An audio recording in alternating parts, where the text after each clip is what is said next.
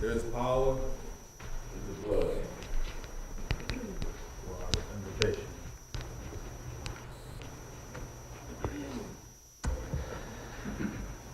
Well, good morning, everyone. I tell you what, I don't think there's a more powerful verse than that third verse of that song. Oh, to grace, how great a debtor. Every day I need to remember that. And then let that grace, like a fetter, bind our hearts to Him. I'd like you to open your Bibles to 2 Kings, the 5th chapter, and while you're turning there, I'll add my good morning to you, especially again to our visitors. We're so thankful that you've joined us today. Those of you who've heard me preach over the years know that I love to look at people that I refer to as the supporting cast in the Bible. Those who are not in the leading roles, those who are not in the limelight, like Moses or Abraham or David or one of the apostles, but the people that are around them, that are a part of that story. I think one of the repeated themes in the Bible is how our extraordinary God uses ordinary people to do His work. And that theme, that idea, that truth is repeated so many times in the history of God's people, and it's certainly going to be seen in our text this morning. So let's go ahead and read that together. 2 Kings chapter 5, starting at verse 1. Naaman, commander of the army of the king of Syria, was a great man with his master and in high favor, because by him the Lord had given victory to Syria. He was a mighty man of valor, but he was a leper. Now the Syrians, on one of their raids, had carried off a little girl from the land of Israel, and she worked in the service of Naaman's wife. She said to her mistress, "Would that my Lord were the prophet who is in Samaria, or were with the prophet who is in Samaria. He would cure him of his leprosy." So Naaman went in and told his Lord, "Thus and so spoke the girl from the land of Israel." And the king of Syria said, "Go now, and I will send a letter to the king of Israel." So he went, taking with him 10 talents of silver, 6,000 shekels of gold, and 10 changes of clothing. And he brought the letter to the king of Israel, which read, "When this letter reaches you, know that I have sent to you Naaman my servant, that you may cure him from his leprosy." And when the king of Israel read the letter, he tore his clothes and said, "Am I God to kill and to make alive, that this man sends me word to cure a man of his leprosy? Only consider and see how he is seeking a quarrel with me." But when Elisha, the man of God, heard that the king of Israel had torn his clothes, he sent to the king, saying, "Why have you torn your clothes? Let him come now to me, that he may know that there is a prophet in Israel." So Naaman came with his horses and chariots and stood at the door of Elisha's house. And Elisha sent out a messenger to him, saying, "Go and wash in the Jordan 7 times, and your flesh shall be restored, and you shall be clean." But Naaman was angry and went away, saying, "Behold, I thought that he would surely come out to me and stand and call upon the name of the Lord his God and wave his hand over the place and cure the leper. Are not Abana and Pharpar, the rivers of Damascus, better than all the waters of Israel? Could I not wash in them and be clean?" So he turned and went away in a rage. But his servants came near and said to him, "My father, it is a great word the prophet has spoken to you. Will you not do it? Has he actually said to you, 'Wash and be clean'?"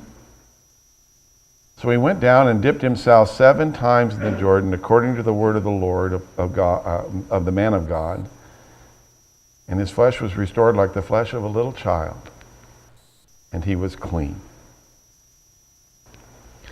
I will tell you that I have to believe that this story is true Because Jesus said in Luke the 4th chapter in verse 27, truly I say to you, 27, there were many lepers in Israel in the time of the prophet Elisha, and none of them was cleansed, but only Naaman the Syrian. That's enough for me. If Jesus said it's true, it's true. This theme that we've talked about is punctuated here, and the title of our lesson today is From the Bottom Up. That's the best illustration I could get for the bottom up is, take it for what it's worth.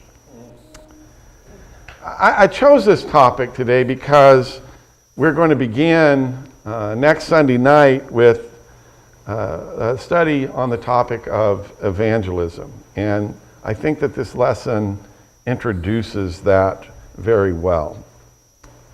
So in today's lesson, I want to discuss the background of this text. And then I want to go through the text as I like to do and explain what's going on there. Then I want to look at a general lesson that seems to me to be very plain, and then I want to make some applications to our lives in serving God, specifically in the realm of evangelism. So let's begin with where this is taking place in Aram or Syria, depends on what your translation is. Aram was the son of Shem. His descendants settled and then the northeast part of Palestine. You can see there. I've tried to help you find it with a big giant arrow that points to Aram or Syria. They're both the same. The capital of Syria is Damascus, which is right there on the map above that. And they waged almost continuous war with the northern 10 tribes of Israel during the time of the divided kingdom following the breakup of the kingdom after Solomon. The battle that's being discussed, or at least one of the battles that's being discussed, is found for us in 1 Kings, the 22nd chapter. And you don't have to turn over there. If you just stay in 2 Kings 5, that'll probably be okay. You can do what you want. Ahab had asked Jehoshaphat to ally himself in his battle against Syria. Jehoshaphat's happy to do that, but he wants to know what God's will was. And so Ahab has all of his prophets come in, and all of his false prophets say, oh yeah, go, you're going to be victorious. And Jehoshaphat said, don't you have a prophet of God? And Ahab said, well, there's that Micaiah guy, but he always tells me things that I don't like to hear. And so that's where we are in 1 Kings 22nd chapter, and I'll start reading at verse 12. And all the prophets prophesied so and said, go up to Ramoth Gilead and triumph. The Lord will give it into the hand of the king. And the messenger who went to summon Micaiah said to him, behold, the words of the prophet with one accord are favorable to the king. Let your word be like the word of one of them and speak favorably. Micaiah said, as the Lord lives, what the Lord says to me, that I will speak. And when he had come to the king said to him, Micaiah, shall we go to Ramoth Gilead to battle, or shall we refrain? And he answered him, go up and triumph. The Lord will give it into the hand of the king. But the king said to him, how many times shall I make you swear that you speak to me nothing but the truth in the name of the Lord? Well, you're just doing what the person told him. He just said everything everybody else said. He said, I saw all Israel scattered on the mountains, as sheep that have no shepherd. And the Lord said, these have no master. Let each return to his home in peace. So they went to that battle, and Ahab was killed. He's going to be killed. Oh, excuse me, I didn't read it. And Micaiah said, I don't want to go there yet. Well, yes, I do. Micaiah said, if you return in peace, the Lord has not spoken by me. And he said, hear all you people. So he said, that's the word of the Lord. That's what's going to happen. If you, Ahab, come back, then I haven't spoken the word of the Lord. Well, Ahab was killed in the battle. He was killed there in Ramoth Gilead, which you can see on the map. And listen, all of that was done in judgment of God on Israel, is done specifically in judgment on Ahab, because Jezebel had killed Naboth and stolen his vineyard, and all of the idolatry that had come along with that, all a part of that. So now let's look at Naaman. And I want to look at, first of all, how Naaman is described. And all of that is in verse 1 of 2 Kings chapter 5. First of all, we find out that he's the commander of the army of the king of Syria. We read that he was a great man in the eyes of the king of Syria. He's wealthy, he's powerful, he's a great commander. He just does nothing but good for the king, and so obviously he was great in his eyes. He had many victories. We read there that he was a valiant soldier, a mighty man of valor. And we are told something that neither Naaman nor the king of Syria knew, and that is the reason he was having so much success is because the Lord was giving him the victory to Syria. It was giving him his victory over his people. So they didn't come as a result of the strength of his army. It didn't come because of he's a great strategist and the power of his command, but because God, Yahweh, had allowed him to be victorious. Listen, what would that information, if you're a Jewish reader reading this, how's that going to make you feel? That the reason they're winning is because our God is giving him the victory. That's not going to be great news. But the other thing that we're told about Naaman, which is right at the end there, is Naaman had leprosy. Leprosy is a disease of the nerves and the respiratory tract. It can cause skin lesions. Listen, body parts do not fall off because of leprosy. They can become quite deformed. It was incurable by natural or medical means. And in fact, in Leviticus, the 13th chapter, and verses 45, and I'm going to go over here because I want to read that. Leviticus chapter 45. I thought I'd put it into my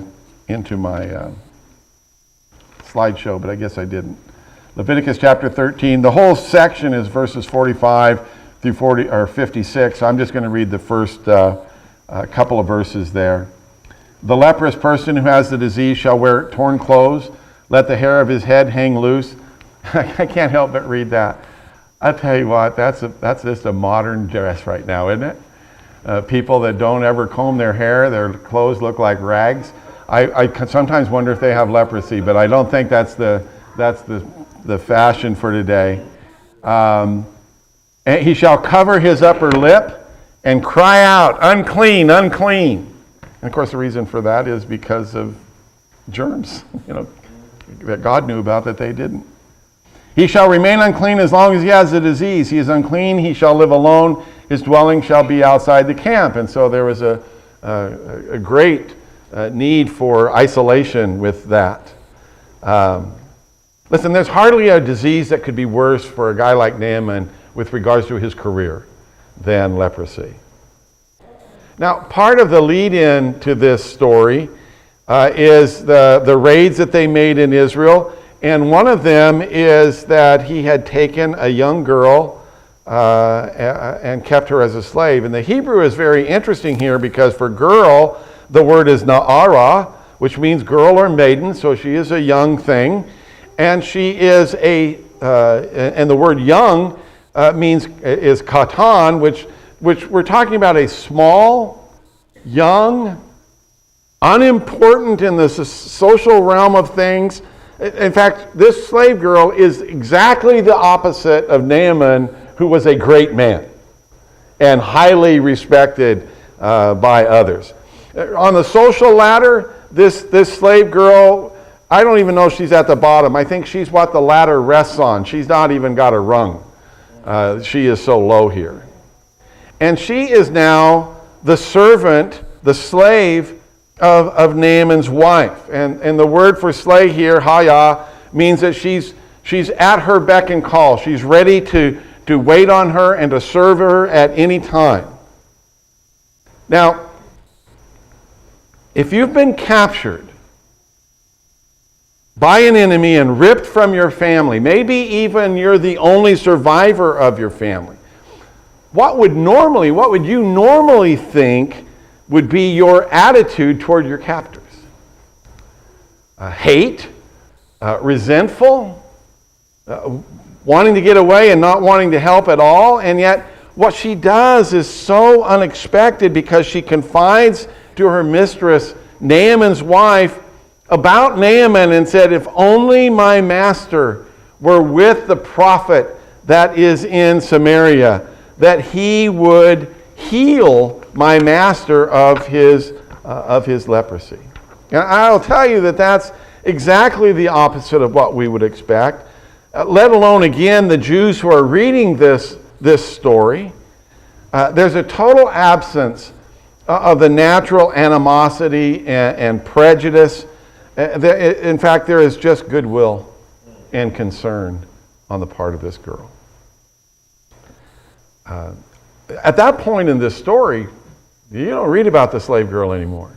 That's the end of her story. We'll have, as you know, we'll have more to say about her in a few minutes. But the continuing story is also important for us. So Naaman takes this information to the king, as you read there in 2 Kings 5. And the king sends a letter in the hands of Naaman, as well as 10 talents of silver, which in our money is about $183,000. And 6,000 shekels of gold, which in our money is about $3,182,000. And then 10 sets of clothing. And when I see all of that money and I see 10 sets of clothing, I just want to go, ho hum. What's 10 sets of clothing? Well, listen, they didn't have Kohl's and pennies and where they could just go down and buy clothing. It had to, the fabric had to be either carted out of the flax or out of the wool, and the fabric itself, the thread itself had to be made, and then it had to be woven together, and then it had to be dyed, and then the fabric itself had to be put together and whatever. I mean, it was not a small thing. 10 sets of clothing were something. And so he delivers the letter to the king, and the letter basically says, cure my servant of leprosy. And the king, whose clothing is very valuable, tears his clothes. He might as well have gotten a letter from the Syrian king that said, here's my goat, teach it to fly. I mean, he would have just as much ability to do that as cure this man of leprosy. And he knows he can't do that. And the king thinks he's trying to provoke war. So when Elisha hears this, he sends word to the king and says, send him to me. And I'll tell you, that gives me a little insight. Why didn't the king think of that sooner? Of sending him down to Elisha. Elisha has done some great miracles already. He has shown that God is with him. Why not try that? It appears to me that the slave girl has A, more sense than this king does, and B, more faith in God than this king does. So Naaman travels down to see Elisha, and what happened? Well, there was no red carpet. In fact, there wasn't even the courtesy of the prophet coming out to see Naaman himself. He just sends his servant Gehazi out to see him. And what is Naaman told?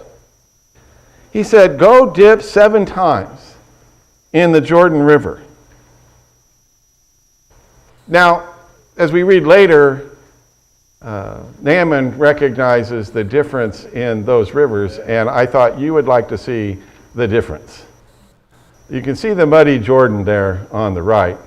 That's today. I'm sure it's just as bad then. And look how pristine the Abana River is up in Syria. I mean, of course, I'm getting in the river on the left. I'm not going swimming in the river on the right. And so, what was Naaman's problem here? Let me go back and get ahead of myself here. There we go. The problem with Naaman is that he has already formed a picture of what's going to happen. He had a notion of the honor and the privilege that ought to belong to him based on his rank, and the prophet would come out and go through all of these gyrations and at least wave his hands over the place and he'd be healed, and that didn't happen, and so he flew off in a rage. And in flying off, what did he take with him? He took his leprosy. It went right along with him when he left. And again, as we read here, we see cooler heads prevailed because his servants counseled him.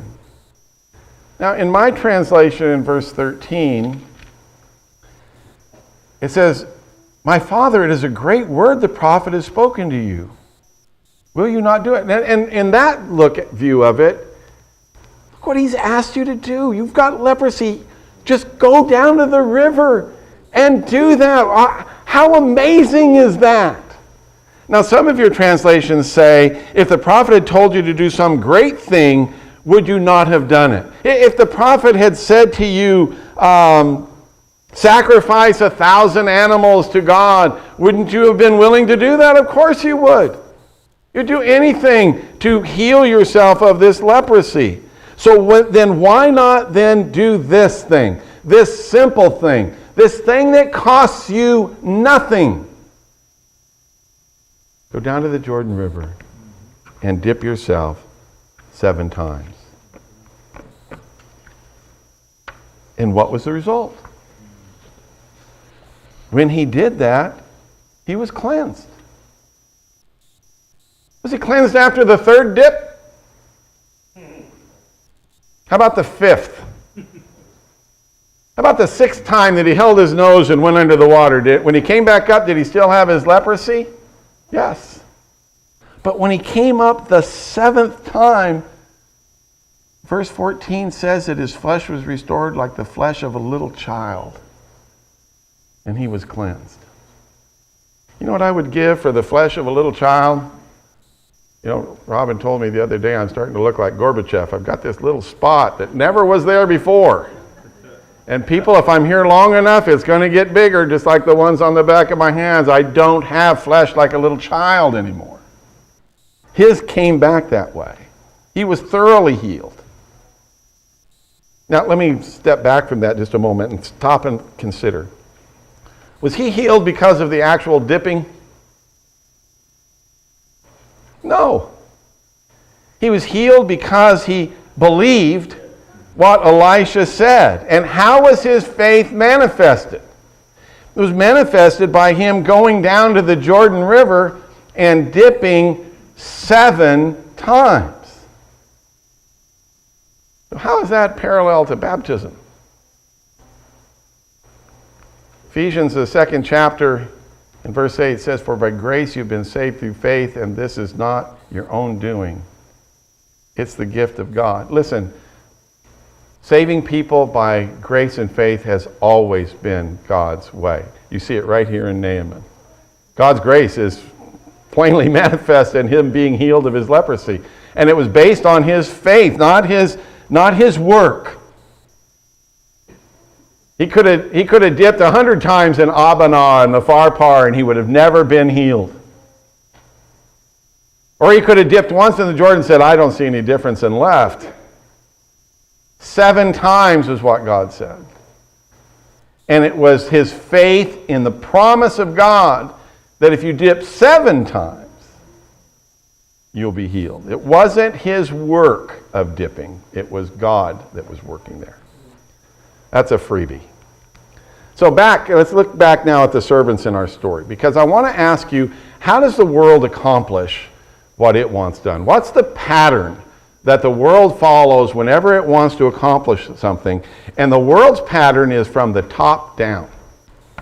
Everything is done from the top down. The boss, the king, the leader, if he wants, the CEO, if he wants something done, he tells somebody underneath him to get it done, and that person will tell somebody underneath them to get it done, and it'll finally get down to the guy that does it, and he'll be told to do it.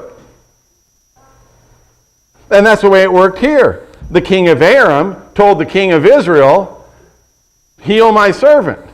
And then from there, it was passed down to Elisha, and even Naaman is wanting it to be from the top down.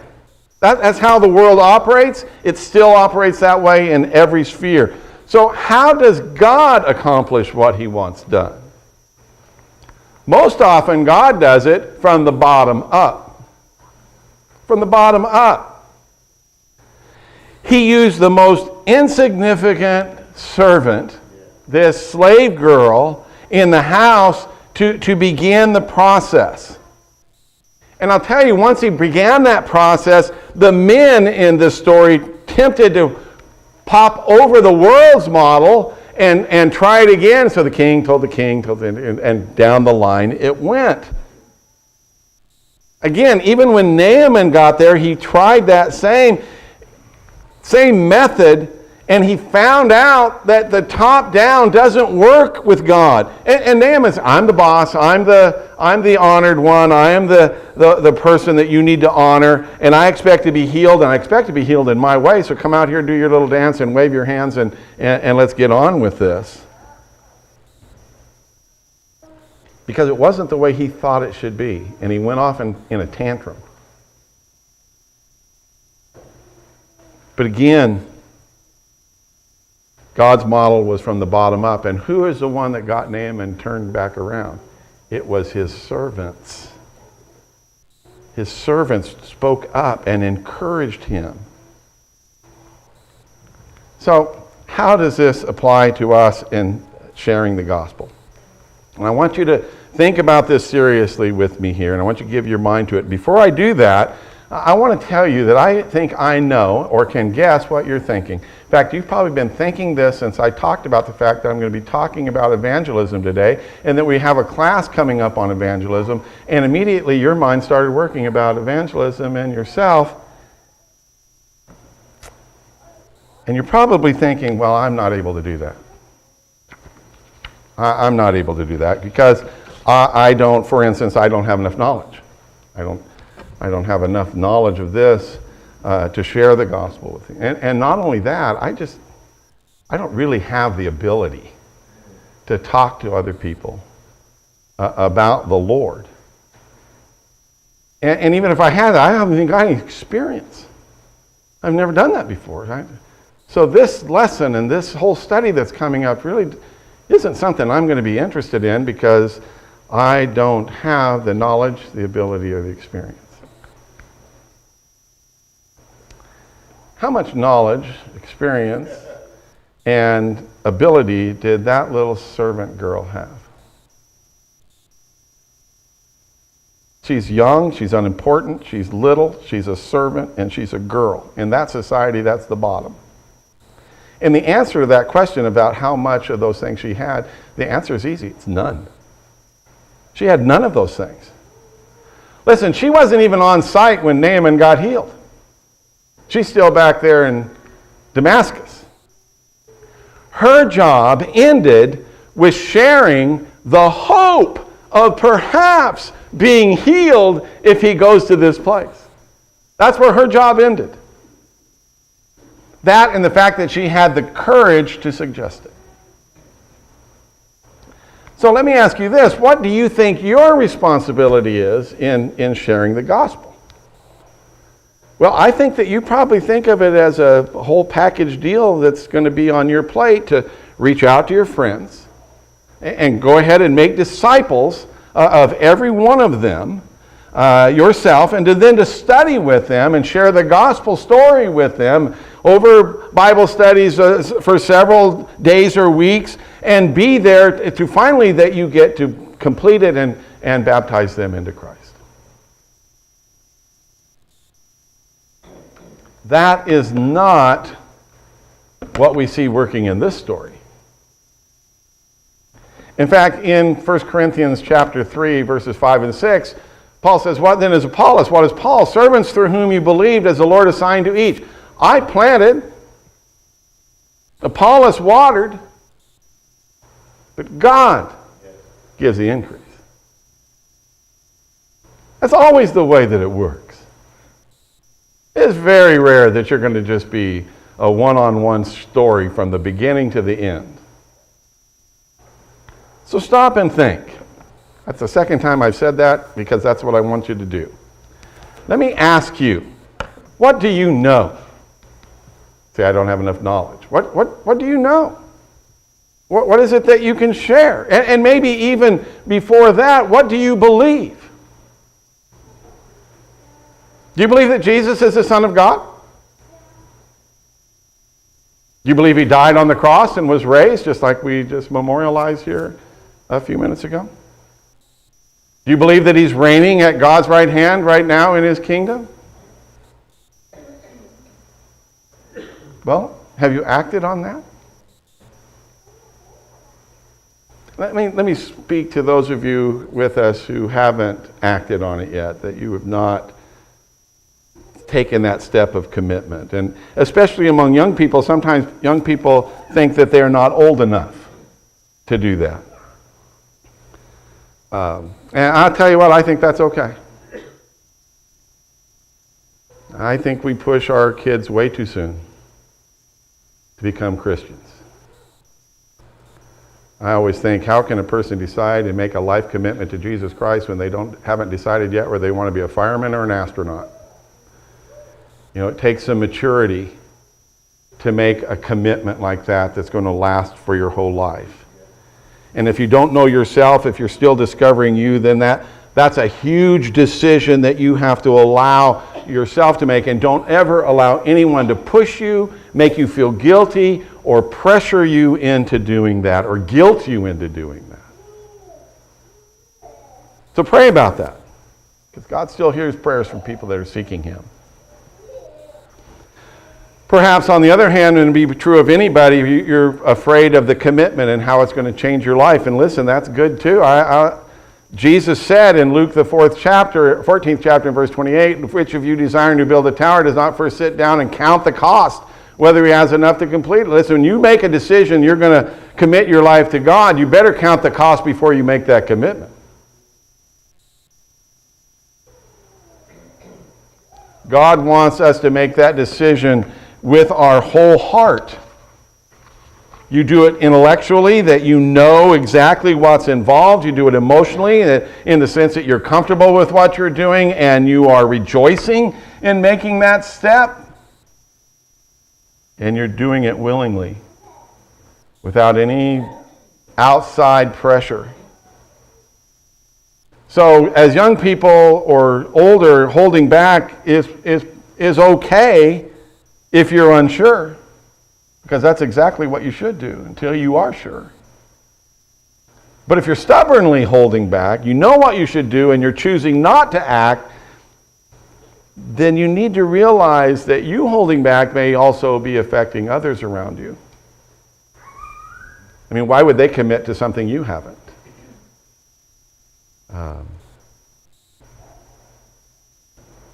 I have someone in my life that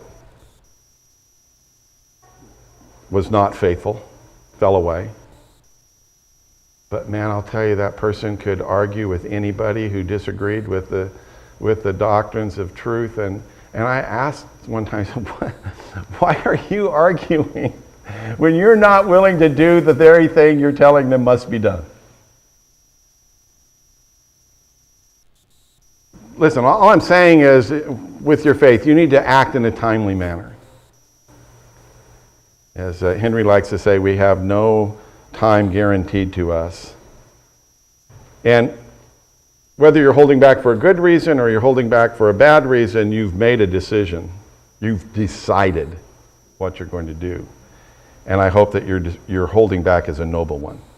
Now, also let me share with you that as you're sharing the gospel or being shared with, being a disciple is not the same as being a child of God.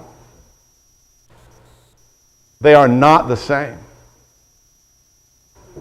Jesus said in the Great Commission, go make disciples of all nations and then baptize them. Them who?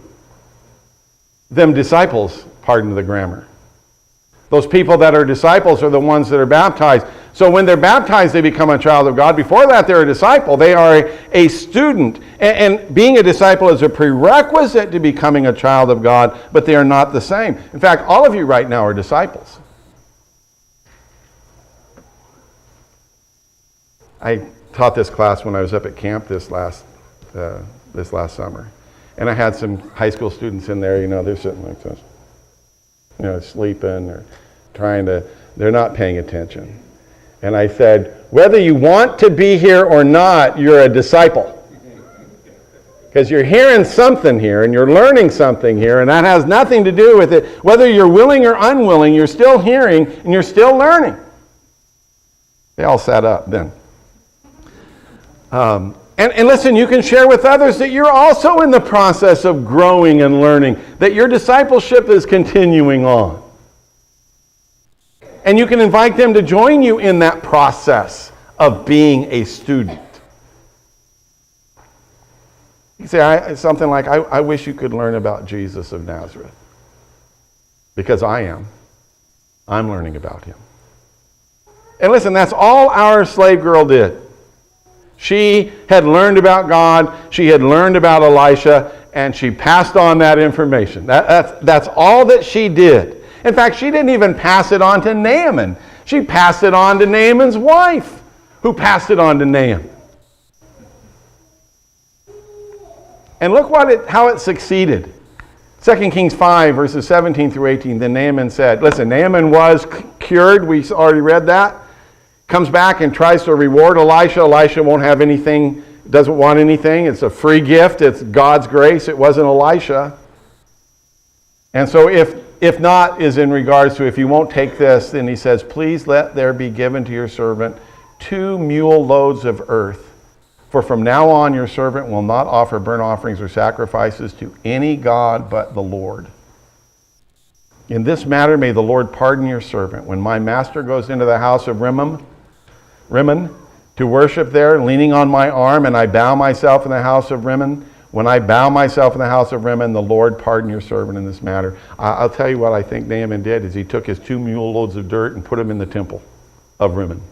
So that when he bowed down, he's bowing down to the Lord, not to Rimmon.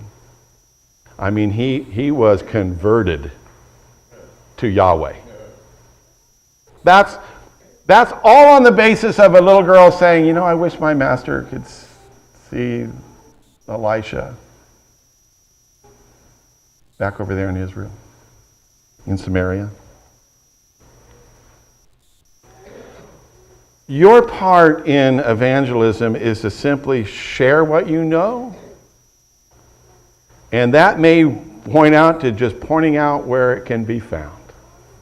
That's it.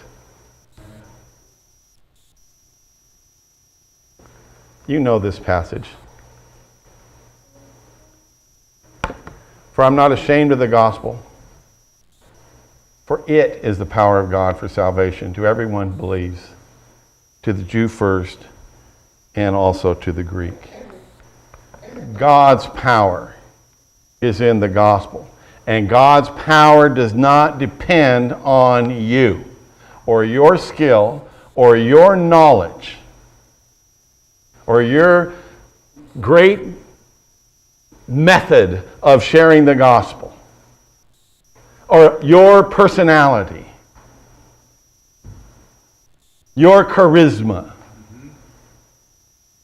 The power to save is in the gospel.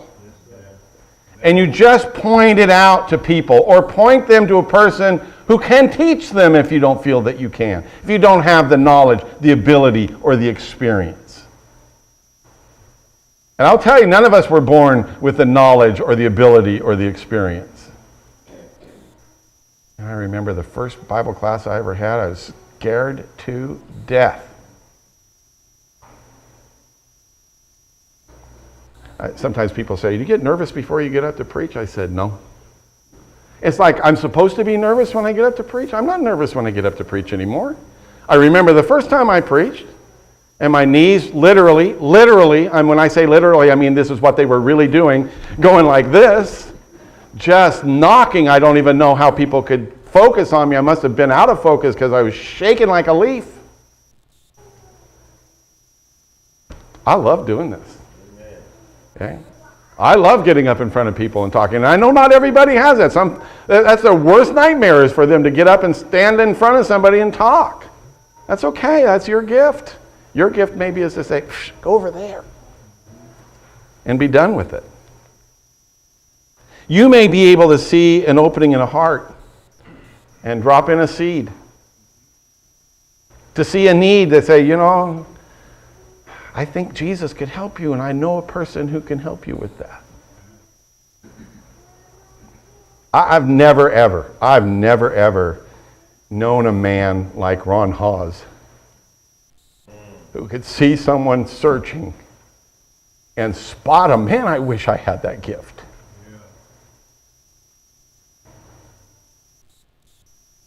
They all look the same to me. But I'll tell you what, you find one and bring them to me, I'll teach them. I will. And there's several others here that can do the same thing. You may see faith sprouting and just pour a little water on it.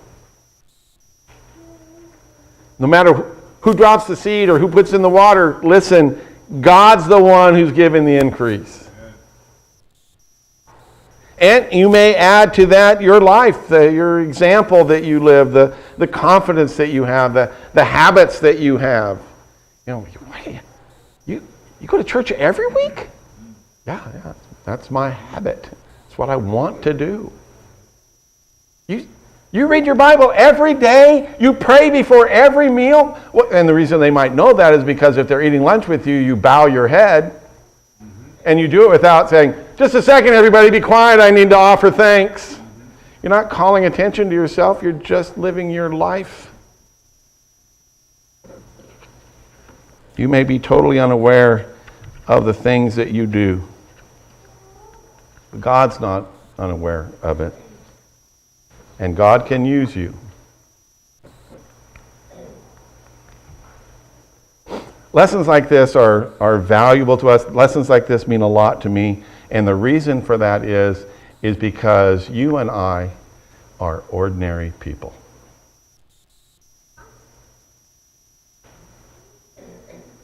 And because we are ordinary people, we're the very kind of people that the Lord uses. I don't know why I put a question mark there. Because that's the very kind of people God uses.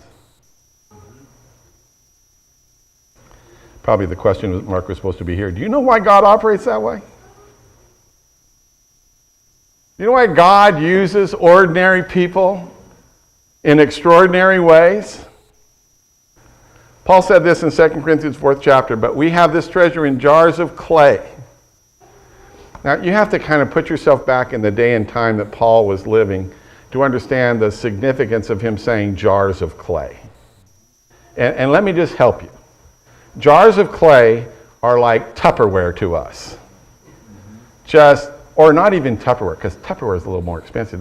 Those things now you can buy in the store, just the little clear things with the red lids, and this, or paper plates, stuff that you can just throw in the cupboard and wash or not wash. I think I've used this enough, and you toss it out. That's a jar of clay, just a common, everyday vessel, just like us. And when the gospel and its effects comes out of us, people say, how do you do that? You're just like me.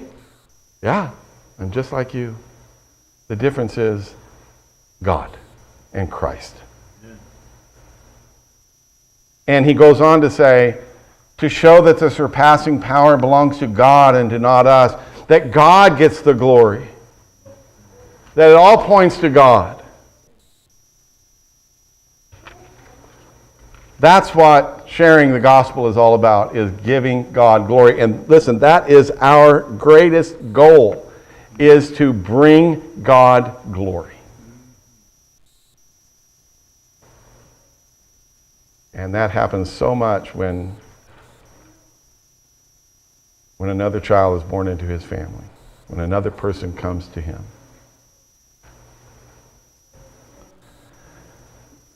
So I hope that you will all be coming to the class on Sunday night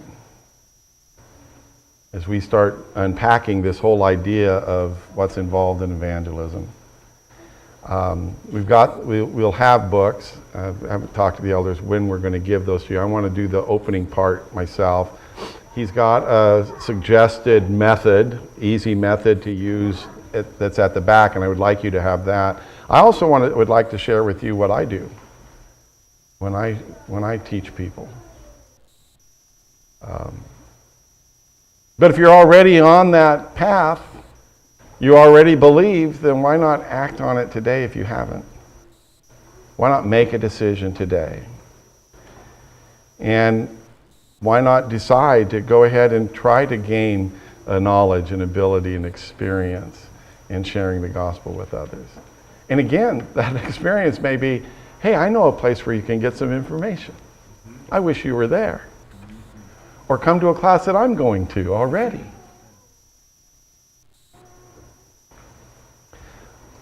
Henry, I looked in the songbook, and there's about 10 O songs in that whole section there of 464 to 430. This one doesn't have O in it. Yeah. There's power in the blood. There, I put it in there. Oh, there's power in the blood. And that's the only place the power is. If you'd be free from your burden of sin, then oh, please apply the power of the blood of Christ through your faith and your repentance, your willingness to confess Jesus Christ as the Son of God, and in baptism, that's where that power will be applied, and you'll be cleansed, and you'll be cleaner than Naaman ever thought about being, because you'll be free from your sins. If we can help you with that, please come forward while we stand and sing.